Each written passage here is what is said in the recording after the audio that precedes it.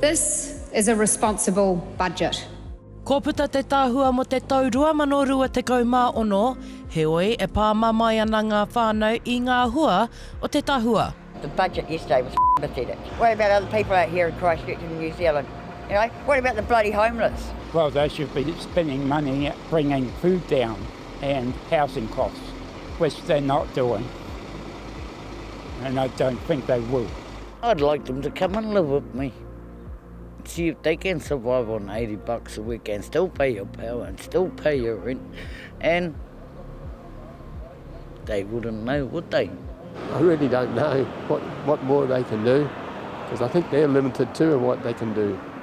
Nō reira, heha ngā hua ki a tātou o ngai Māori.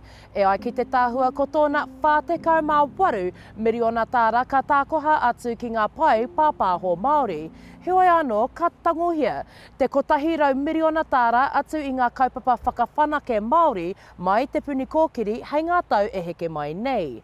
E ai ki a Larry Pā, Ahakoa he māngari nui ki te whiwhi tēnei pūtea ka ngaro tonu rātou te māngai pāho I te 8 miriona tāra. That allocation of 48 million is for the sector, not just for Te Māngai Pāho. So our expectation is that we're sharing it with whakaaro Māori, and they have 8 million of time-limited funding. The Privy Council case was about Te Reo Māori, and the Privy Council acknowledged that broadcasting has a role to play in the revitalisation of language.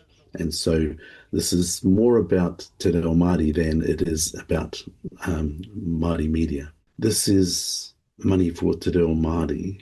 It's not just broadcasting money.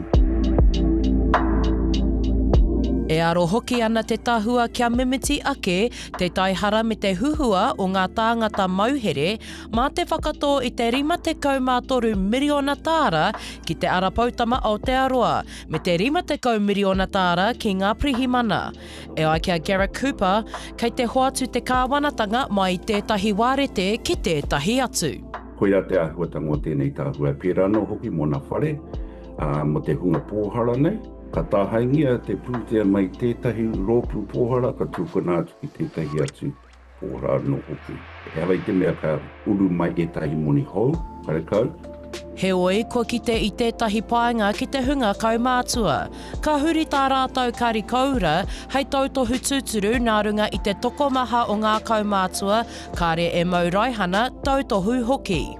Oh yeah, it's pretty good. You can do certain things with it, especially for the older people who struggle a wee bit.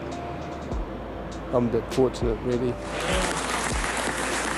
Nō reira, ahakoa ngā kupu a te kāwanatanga e ki ana he tahua haepapa tēnei, kāre anō kia tau mai ngā paenga ki ngā whānau, e pāpori tonu ana I te piki o te utu oranga. Shakayla Andrews-Alapaki, Tahu News.